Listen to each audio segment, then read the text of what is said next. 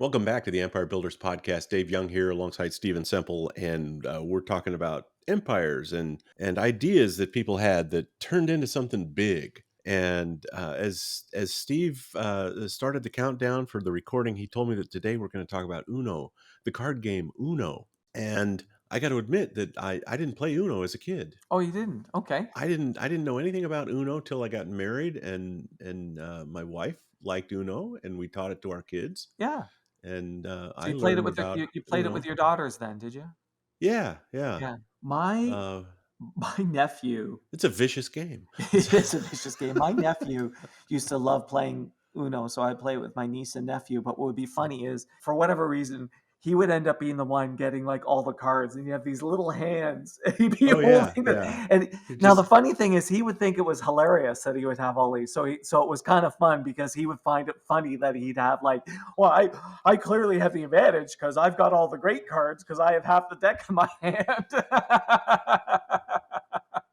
yeah. How could I lose? How can How I could I lose? lose? That's like me on a golf course. I've got way more golf experience than you do because I hit the ball a lot more than you do. So as soon as I got looking into Uno, I couldn't help but have all these really great memories of Jeffrey and Robin and playing Uno with them because it really is a great game to play with kids. Yeah, it's fun, and like I said, I always feel bad, giving somebody a card that loads their hand up. I don't know why. That's just It's the way you are. I don't have that killer instinct. So just to put in perspective how big Uno is the best-selling card game in history. Really? Yes, number one. Okay. Number As one. by defined by as a game specifically with those like With not cards, like a card game, yeah, but best-selling not card game. like they haven't sold more cards than Bicycle Playing Card Company No, or no, because but just a the game. specific game. Yes, they've Yeah. sold 150 million packs in 80 countries. That's a lot of that's a lot of Uno cards. That's a lot of Uno cards. It sure I is. like to and 80 countries? Yes, See, that makes sense because you don't need to speak English to play Uno. right. It's very simple, right? You don't need It's just instructions for it. numbers and colors. Yeah, Yeah. yeah. So it was invented by Merle Robbins in 1971 in Cincinnati. So the 1970s. 71. Okay. Yeah, the 1970s, lots of tension. Gas prices are crazy, gas rationing, Vietnam. The stuff going on with Nixon, and really, people are yearning for a simpler, happier time. And Merle was raised during the Great Depression, and in the 1960s, he worked in a factory, and he was laid off from that factory, and he went on to become a small town barber, right? And he loved Okay. playing. He loved playing games with the family and they love playing crazy eights. But what they found was there'd be all these fights while playing because people would forget the rules with crazy eights. So Merle decided to settle that. So he decided to get a blank set of cards and write the rules on the cards. And instead of suits, he used colors, Okay. right? And so he created this simpler version of Crazy Eights. Now, the only thing is, the version he created was too simple and the game passed by too quickly. So he Hmm. needed to create something, add something that would catch people off guard. So he created the draw four card, Oh, okay. right? Like the card, here, you got to take. So, 4 which was cards, yeah. something that allowed you to really stick it to the competitor, Mhm. right? But this is now a new game. He's now actually built a new game. And then the wild card was added where you're allowed to change color, right? So so while it started from Crazy Eights, he did create a brand new game by bringing these ideas into it. And so he wants to make the game a business, but he has no idea how to do it. Like he's a small town barber. So 10 of the family members pool their money and they decide, well, with this money, he should be able to go print 5,000 copies. Let's make 5,000 copies of this game. Now, one of the family members creates the name Uno. Okay. Now, there's some controversy here. There's this legend that in some document somewhere it says, some weird thing where it looked like Uno was a misspelling of you or something Or like that. yeah. Yeah. Okay. But whatever it is, here's the brilliance of the name Uno. Because Uno's one, right? Yeah. At Spanish for Crazy 1 Eights, and you would yeah. say, I'm down to my last card. Last card. Ah, What do you do in Uno? Uno! Uno. You Yep. yell the name of the game in excitement while you're playing the game. Like talk about an anchor. Yeah. And in some games, Uno's yelled 4 or 5 times, Because yeah, then you're right? Because you may not be able to put that card down. Now you pick one up, and then you put it, Uno, Mhm. Uno again, right? But Yeah. the name of the game is yelled in excitement while playing the game. Brilliant. And Absolutely especially brilliant. if it's, like, being played in public somewhere with a group of people, like, let's say you're sitting at a ski lodge, Yes.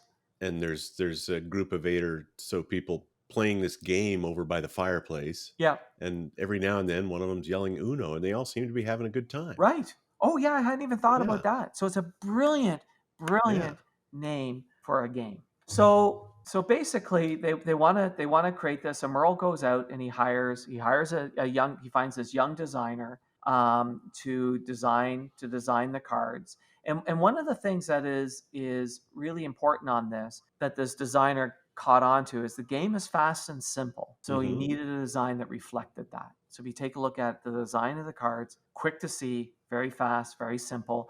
The If original color was not the red and black that we see today. The back of the cards was avocado green.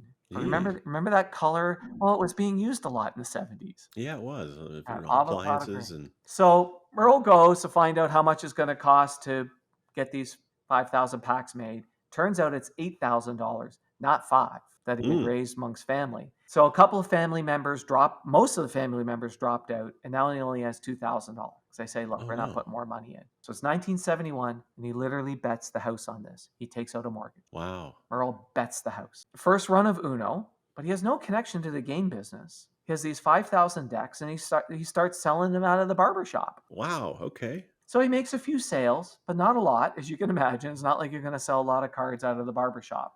So he decides to go on the road to sell the game at campsites. So this is a family game. People will play this at campsites. So I'm just going At to play this game. campsites. I'm going to play this game with people in campsites. I'm going to create word of mouth. I'm going to sell the game at campsites. So he goes on the road. So he would literally play the game with people and they would buy it. Eventually he sells all the games, but it's months on the road. Yeah. Months on the road. So he returns home with a small profit, but he's 60 years old. That's a lot of work. It takes No its kidding. toll. Yeah. One day, he's knocking on his door. Bob Tezak shows up. Bob Tezak is a mortician, owns a funeral Okay. home, and has a flower shop. But he had stumbled on the game, and he loved it Huh. so much because he stumbled. Somebody brought it to family thing, and he stumbled. He loved it so much he decided to buy the product. And he realized the product was from this guy in Ohio. Merle's address was printed on the cards. Nice, that's smart. Right? So Bob hops in the car, goes and drives to see Merle, and offers him $50,000 over 5 years plus royalty. Wow. And Merle takes the deal because Merle's like, I'm tired, I'm 60. You know Yeah, what? This gives me enough money. I can close the shop and retire. So Merle and closes it, royalties. and I'm going Yeah, to get the royalties. Tezak forms a company called International Games, and they okay. work out of an empty room in the flower shop next to the funeral home. They changed the avocado green to that now iconic black and red. And like that black and red has that swirl. I mean, it looks like action. Those cards look Yes, like they're moving. yes, Yeah. and that was the whole idea, right? Mhm. Sales are slow. They sell 500 games in the like 500 sets of cards in the first year.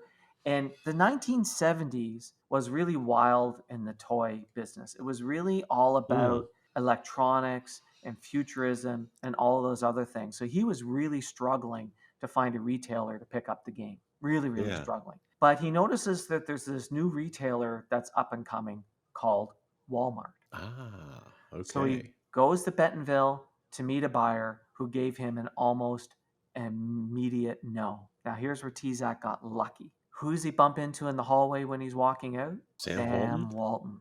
No kidding. And Sam says to him, well, what are you doing here? Well, I'm pitching this idea. He shares it with Sam. Sam's like, love that idea. Turns to the buyer, we should buy this. Wow. So it is Sam Walton who put Uno into Walmart.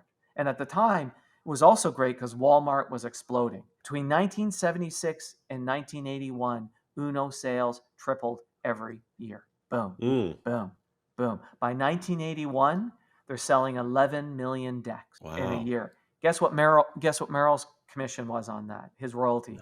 A What? million cool dollars, Nice. right? Bob has this big jet, big headquarters, fancy cars. They start selling Uno overseas. There's this whole thing where they try to renegotiate Merrill's commission. Merrill holds his own. Merrill keeps the deal, which is all great. And in 1992, TZAC sells International Games and Mattel for a cool $40 million.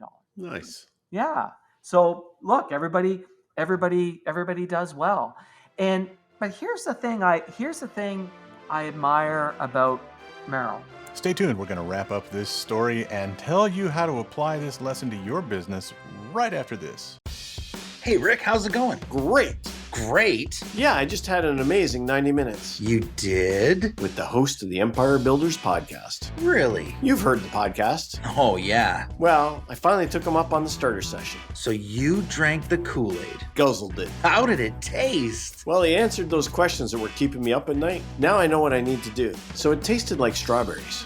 Really? Yep. Oh, and you can book your free starter session on this podcast website. Okay, Dave. Say, and they haven't missed a thing. Let's pick up our story where we left off, and trust me, you haven't missed a thing. So he creates this game, right? They create this game. They love playing games, create this game. He's selling it out of the barbershop. Mhm. And he could have stopped there, right? Well, it's not selling. And he went, well, it's a family game. And I don't have money. And here's the thing is when you don't have money and you got to promote something, you got to spend shoe leather. I'm amazed at the number of times people come to me, well, I'm trying to build this idea and I don't have money for marketing and I don't have time to put into it. Right. You can't build something like without time or money. Like, They're interchangeable, especially at that point. Right? yeah, when you're a startup, if you don't have time, you better have money. And if you don't have money, you better have time. Like it just, there's not a magic formula where you can sprinkle pixie dust and it takes off. Haven't come across any that's done that. So he puts in shoe leather.